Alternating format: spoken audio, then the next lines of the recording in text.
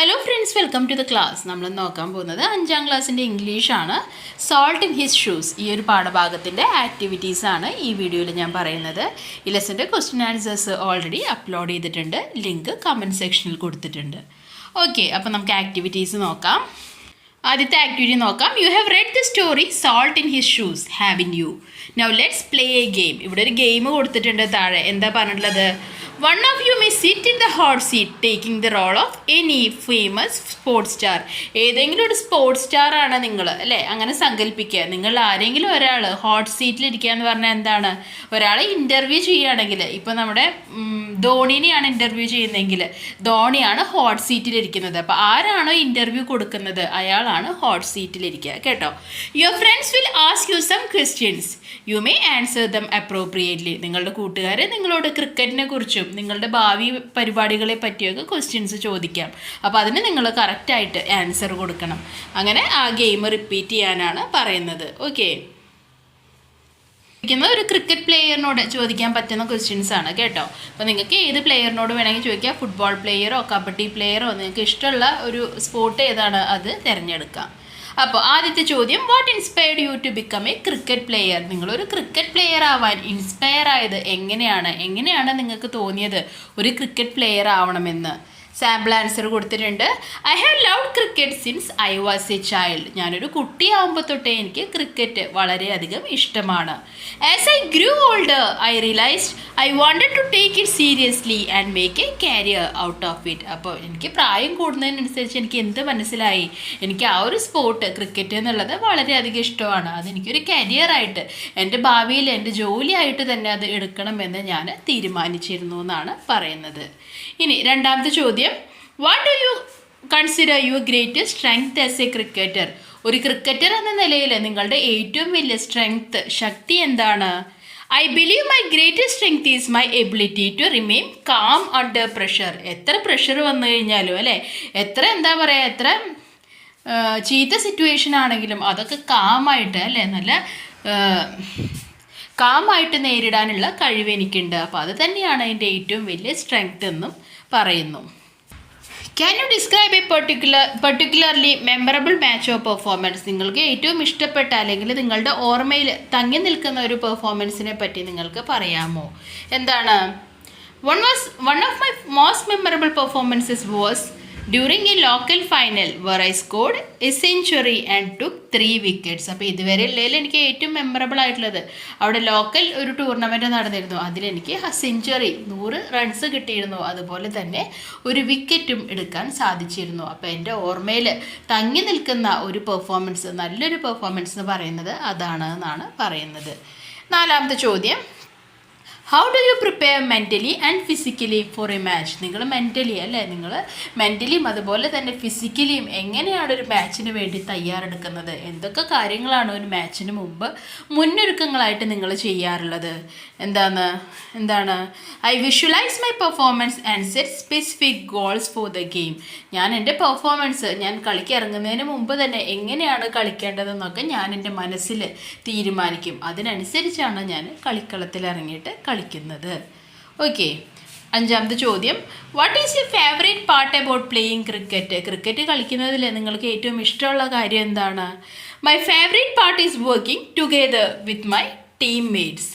I love how we celebrate after a victory and how everyone supports another during the game. അപ്പോൾ എനിക്ക് എന്താണ് ഏറ്റവും ഇഷ്ടപ്പെട്ടത്? ആ ജയം, അല്ലേ, ക്രിക്കറ്റ് മാച്ചൊക്കെ കണ്ടാൽ നിങ്ങൾക്കറിയാം, ജയിച്ചു കഴിഞ്ഞാൽ എല്ലാവരും കൂടി ടീമായിട്ട് ആ ഗ്രൗണ്ടിൽ മൊത്തം ഓടും, അല്ലേ, അവരെല്ലാവരും കെട്ടിപ്പിടിച്ചിരിക്കുന്നതൊക്കെ നിങ്ങൾക്ക് കാണാം. അപ്പോൾ അത് തന്നെയാണ് എനിക്ക് ഈ ഗെയിമിൽ ഏറ്റവും ഇഷ്ടപ്പെട്ട കാര്യം എന്നാണ് പറയുന്നത്. ആ ഒരു സെലിബ്രേഷൻ, എല്ലാവരും അങ്ങോട്ടും ഇങ്ങോട്ടും സപ്പോർട്ട് ചെയ്യുന്നതൊക്കെയാണ് ഇഷ്ടം എന്നാണ് പറയുന്നത്.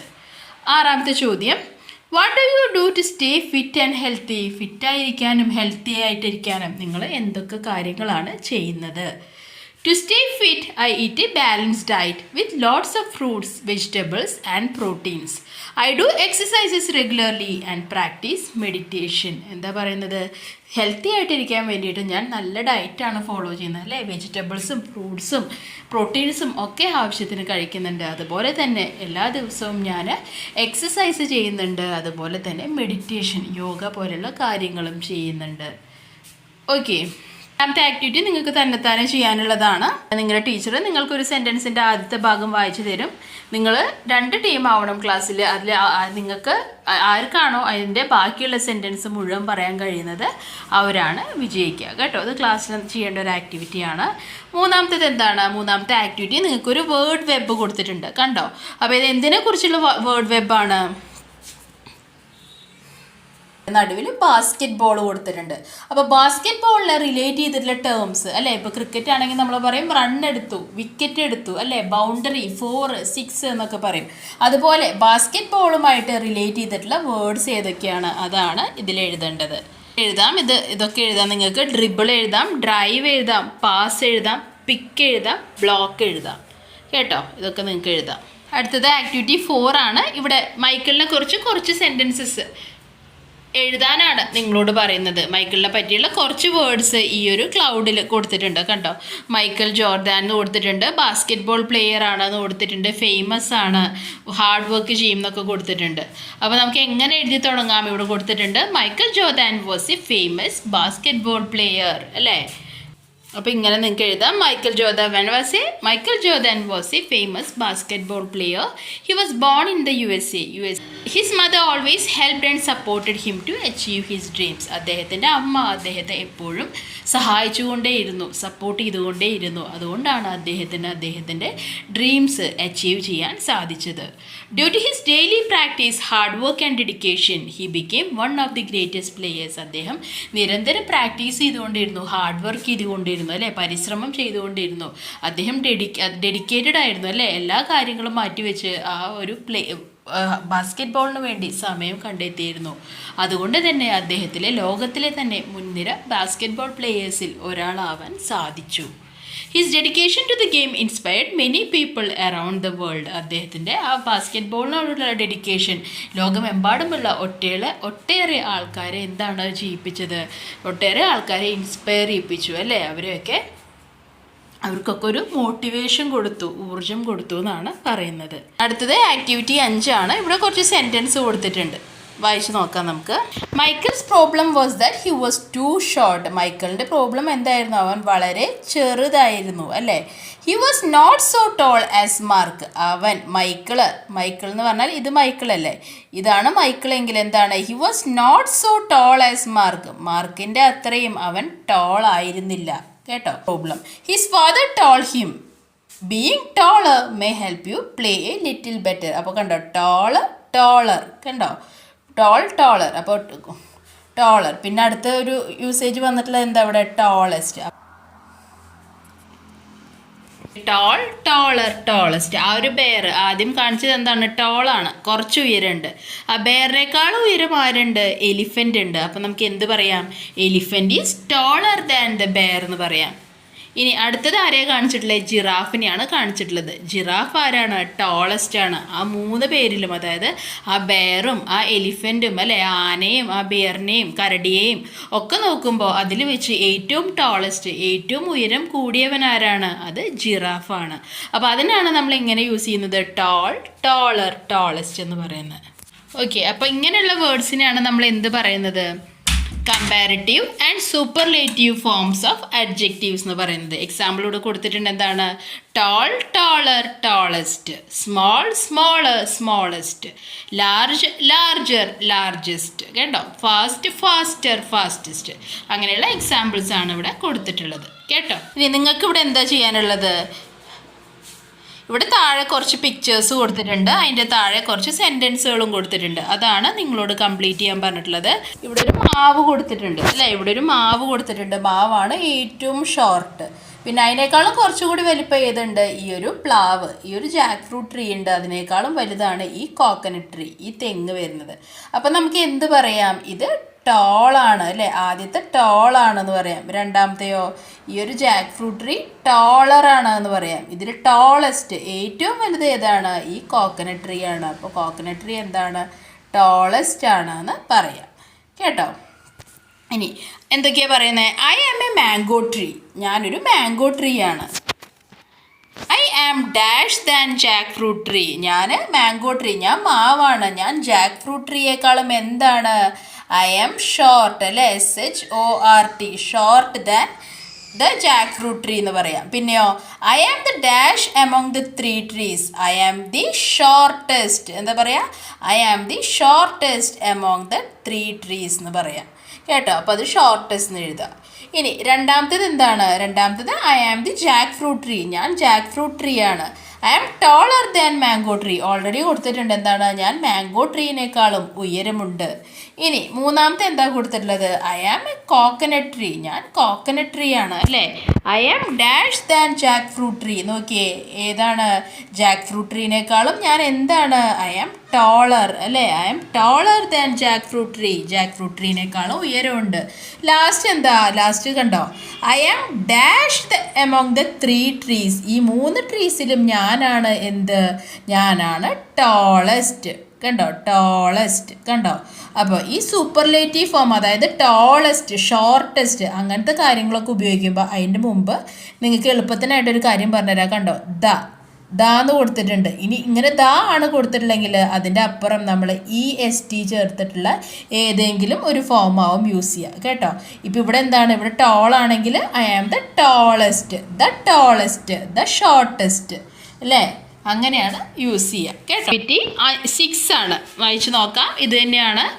There were 3 rose flowers in a garden. ഒരു ഗാർഡനിൽ 3 റോസാപ്പൂക്കൾ ഉണ്ടായിരുന്നു. One was dash than the other 2. അപ്പോൾ ഒന്ന് മറ്റ് രണ്ടിനേക്കാളും വലുതായിരുന്നു. കമ്പയർ ചെയ്ത് പറയുമ്പോൾ കമ്പാരിറ്റീവ് ഫോം എന്താണ്? ബിഗ്ഗർ. കേട്ടോ, BIGGER, bigger than the other 2. ഇനി it was the dash flower among the tree. കേട്ടോ, അപ്പോൾ ആ 2 ഫ്ലവേഴ്സിലും അവിടെ 3 ഫ്ലവേഴ്സ് ആകെ ഉള്ളത്. ഒരു പൂവ് മറ്റ് 2 പൂവിനേക്കാളും വലുതായിരുന്നു എന്ന് പറയുന്നു. അപ്പോൾ ആ 3 എണ്ണത്തിൽ ബിഗ്ഗസ്റ്റ് അല്ലേ, ദ ബിഗ്ഗസ്റ്റ് ഫ്ലവർ ഏതായിരുന്നു? It was the biggest flower among the tree. ആ 3 ബിഗ്ഗസ്റ്റ് ഫ്ലവർ അതായിരുന്നു. A bee flew to the biggest flower and drank its nectar. ഒരു ബി, ഒരു തേനീച്ച അല്ലേ, ഒരു ബി ഒരു ബിഗ്ഗസ്റ്റ് ഫ്ലവറിലേക്ക് പോയി അതിലെ തേൻ കുടിച്ചു. നെക്ടർ എന്ന് പറഞ്ഞാൽ തേനാണ്. Then it approach the second flower. എന്നിട്ട് അത് രണ്ടാമത്തെ ഫ്ലവറിൻ്റെ അടുത്തേക്ക് എത്തി.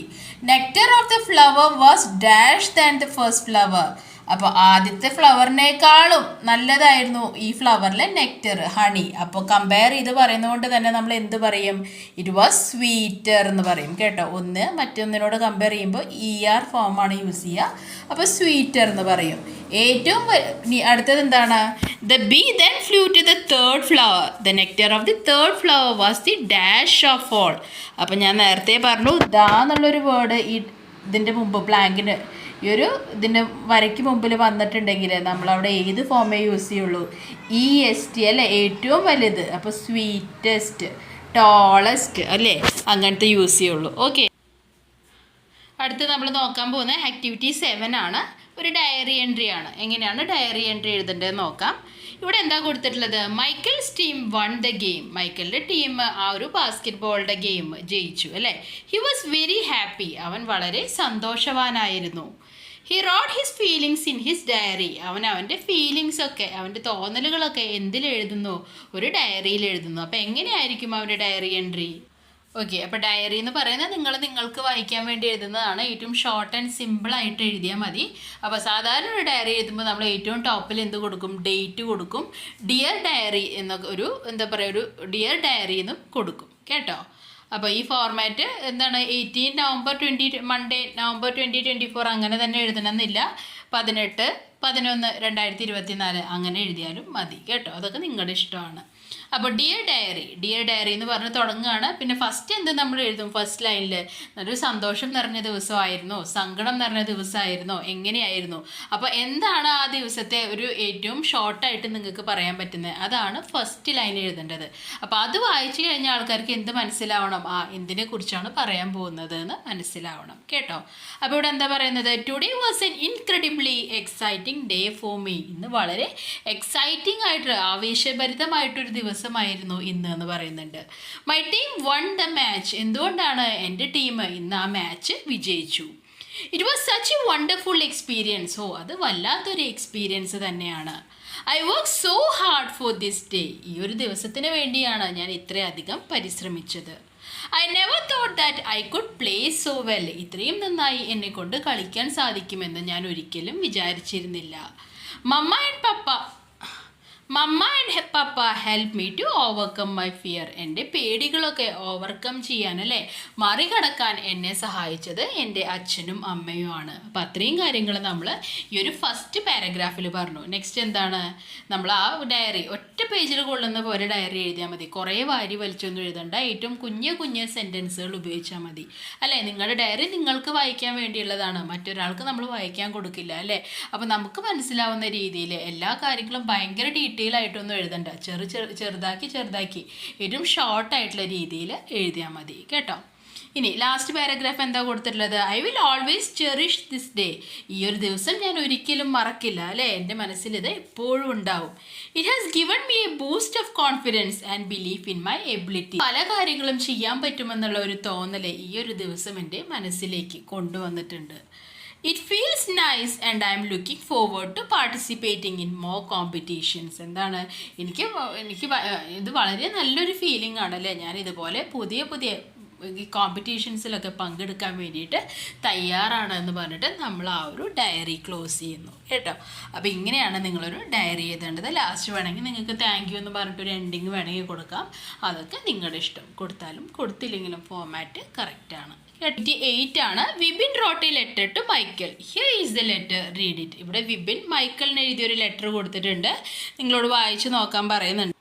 ആ ലെറ്ററിൻ്റെ ഒരു ഫോമാറ്റ് നോക്കാം. കണ്ടോ, ആദ്യം നമ്മൾ എന്താ കൊടുക്കേണ്ടത്, ആദ്യം നമ്മൾ കൊടുക്കേണ്ടത് പ്ലേസ് ആണ് കൊടുക്കേണ്ടത് കേട്ടോ. ഏത് സ്ഥലത്തു നിന്നാണ് നിങ്ങൾ എഴുതുന്നത് അത് കൊടുക്കുക. എന്താണ്, എറണാകുളം കേരള എന്ന് കൊടുത്തിട്ടുണ്ട്. നെക്സ്റ്റ് എന്താണ്, നമ്മൾ എഴുതുന്ന ഡേറ്റ് ഏതാണ് അത് കൊടുക്കുക കേട്ടോ. അപ്പോൾ അത് രണ്ടും ഫസ്റ്റ് കൊടുക്കുക. ഏത് സൈഡിലാണ് കൊടുക്കേണ്ടത്, നിങ്ങളുടെ ലെഫ്റ്റ് സൈഡിലാണ് കൊടുക്കേണ്ടത്. ഇനി ഡിയർ മൈക്കിൾ അല്ലെങ്കിൽ ഡിയർ മൊവാന, ആർക്കാണ് എഴുതുന്നത് അവരുടെ ആ പേര് കൊടുക്കുക. ഫസ്റ്റ് എന്താണ്, ഹോപ്പ് യു ആർ ഫൈൻ, നീ സുഖമായിരിക്കുന്നു എന്ന് വിശ്വസിക്കുന്നു അല്ലേ. അവരെ കാര്യങ്ങൾ തിരക്കിക്കൊണ്ടാണ് നമ്മൾ ആ ഒരു കത്ത് സ്റ്റാർട്ട് ചെയ്യുന്നത്. പിന്നെ എന്താ പറയുന്നത്, I am writing this letter to congratulate you, നിന്നെ കൺഗ്രാജുലേറ്റ് ചെയ്യാൻ വേണ്ടി, അനുമോദിക്കാൻ വേണ്ടിയിട്ടാണ് ഞാൻ ഈ ഒരു ലെറ്റർ എഴുതുന്നത് അല്ലേ. അങ്ങനെ ബാക്കിയുള്ള കാര്യങ്ങളൊക്കെ പറയുന്നുണ്ട്. നിൻ്റെ ടാലൻറ്റും ഡിറ്റർമിനേഷനും അല്ലേ ഞങ്ങൾ ഒരുപാട് ഇൻസ്പയർ ചെയ്യുന്നുണ്ട്. നീ ചൂസ് ചെയ്ത പാത്ത് അത്ര എളുപ്പമുള്ള കാര്യമൊന്നുമല്ല. നിൻ്റെ ബാസ്കറ്റ് ബോൾ കളിക്കണമെങ്കിൽ വളരെയധികം പ്രാക്ടീസ് വേണം അല്ലേ. നമ്മൾ കുറേയധികം സാക്രിഫൈസുകൾ ചെയ്യേണ്ടി വരും അല്ലേ. അപ്പോൾ അങ്ങനെയുള്ള കാര്യങ്ങളൊക്കെ എഴുതുക. വളരെ ഡിറ്റർമൈൻഡ് ആണ് നീ എന്നൊക്കെ പറയുന്നുണ്ട്.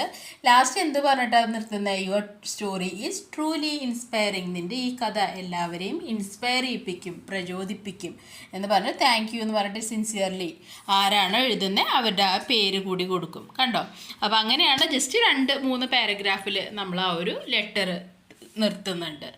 ഓക്കെ, അപ്പോൾ ഇതാണ് നമ്മുടെ ലെറ്ററിൻ്റെ ഫോർമാറ്റ് വരുന്നത്. ഇനി നെക്സ്റ്റ് എന്താണ്, imagine that young Michael rights A reply. ഇനി മൈക്കിൾ ഈ കത്താര എഴുതിയത്, വിപിനാണ് മൈക്കിളിന് എഴുതിയത്. അപ്പോൾ ഈ ഒരു കത്തിന് റിപ്ലൈ, അതിന് ഒരു ആൻസർ മൈക്കിൾ കൊടുക്കുകയാണ്. അങ്ങനെയെങ്കിൽ എന്തായിരിക്കും മൈക്കിൾ എഴുതിയിട്ടുണ്ടാവുക. അപ്പം നമ്മൾ നേരത്തെ പറഞ്ഞ പോലെ തന്നെയാണ്, ഏത് സ്ഥലമാണ്, ഇപ്പോൾ USA ആണെങ്കിൽ USA എന്ന് കൊടുക്കുക. പിന്നെന്താണ്, ഡേറ്റ് കൊടുക്കുക, 25 മാർച്ച് 2024 എന്ന് ഞാനിവിടെ കൊടുത്തിട്ടുണ്ട്. ഡിയർ വിപിൻ അല്ലേ, ആർക്കാണ് എഴുതുന്നത്, നമ്മൾ മൈക്കിൾ വിപിന് വേണ്ടിയിട്ടാണ് എഴുതുന്നത്. അപ്പോൾ ഡിയർ വിപിൻ എന്ന് കൊടുക്കുക. ഫസ്റ്റ് തന്നെ എന്താ പറയുന്നത്, thank you so much for your kind words and appreciation. നീ ആ ലെറ്ററിൽ പറഞ്ഞ കാര്യങ്ങൾക്കൊക്കെ ആദ്യം തന്നെ ഞാൻ നിന്നോട് താങ്ക് യു പറയട്ടെ, നിൻ്റെ അപ്രീസിയേഷൻ ഞാൻ നിന്നെ താങ്ക് ചെയ്യട്ടെ. Your support really means a lot. നിൻ്റെ സപ്പോർട്ട് എനിക്ക് വളരെയധികം സന്തോഷം നൽകുന്നതാണ് എന്ന് പറയുകയാണ്. പിന്നെന്താണ്, നെക്സ്റ്റ് പാരഗ്രാഫിൽ എന്താ പറയുന്നത്, I want to become a renowned basket ball player. എനിക്ക് വലിയൊരു ബാസ്കറ്റ് ബോൾ പ്ലെയർ ആവണമെന്നാണ് ആഗ്രഹം. I will continue to work with determination to achieve my dream. എൻ്റെ ഒരു സ്വപ്നം നടപ്പിലാക്കാൻ വേണ്ടിയിട്ട് ഞാൻ അത്യധികം പരിശ്രമിക്കും. I know that I will be able to perform better. എനിക്കറിയാം ഞാൻ വർക്ക് ചെയ്ത് കഴിഞ്ഞാൽ എനിക്ക് ഇതിലും നന്നായി എനിക്ക് കളിക്കാൻ പറ്റുമെന്ന്. I am really proud to hear that people like you get inspired from me. നിങ്ങളെപ്പോലെയുള്ള ആൾക്കാർ എൻ്റെ കളിയിൽ നിന്ന്, എന്നിൽ നിന്ന് പ്രചോദനം കൊള്ളുന്നുണ്ടെന്ന് അറിഞ്ഞതിൽ ഞാൻ വളരെയധികം പ്രൗഡാണ് അല്ലേ. എനിക്ക് പ്രൗഡാണ്, എനിക്ക് അഭിമാനം തോന്നുന്നു എന്ന് പറയുന്നു. ഇനി ലാസ്റ്റ് പാരഗ്രാഫിൽ എന്താ കൊടുക്കുന്നത്? I believe that hard work and dedication is the way to succeed in life. ജീവിതത്തിൽ വിജയിക്കണമെങ്കിൽ നമ്മൾ പരിശ്രമിക്കണം, അല്ലേ? നമ്മൾ ഡിറ്റർമൈൻഡ് ആയിരിക്കണം. എന്താണ് നമുക്ക് ജീവിതത്തിൽ വേണ്ടതെന്ന് നമ്മൾ അറിഞ്ഞിരിക്കണം. അങ്ങനെയെങ്കിൽ നമുക്ക് ജീവിതത്തിൽ സക്സീഡ് ചെയ്യാൻ പറ്റൂ. I wish that you to achieve your dreams with determination. നീയും നിൻ്റെ ഡ്രീംസിലേക്ക് എത്തട്ടെ എന്ന് ഞാൻ വിഷ് ചെയ്യാണ്. ഇനി എന്താണ് ലാസ്റ്റ് എന്താ പറയുന്നത്? Thank you again for your kind words and encouragement. നിൻ്റെ വേർഡ്സിനും നിൻ്റെ എൻകറേജ്മെൻറ്റും ഒക്കെ ഒന്നുകൂടി ഞാൻ താങ്ക് ചെയ്യുന്നു എന്ന് പറഞ്ഞിട്ട് നിർത്തുകയാണ്. എന്താണ്? Sincerely Michael. ഓക്കെ, അപ്പോൾ ഇങ്ങനെയാണ് ലെറ്ററിൻ്റെ ഫോർമാറ്റ് വരുന്നത് കേട്ടോ. അപ്പോൾ ഇങ്ങനെ നിങ്ങൾക്ക് എഴുതാവുന്നതാണ്. ആക്ടിവിറ്റി ഞാൻ കൊടുത്തിട്ടുണ്ട്. Rajinder Singh Indian weight ലിഫ്റ്ററാണ്.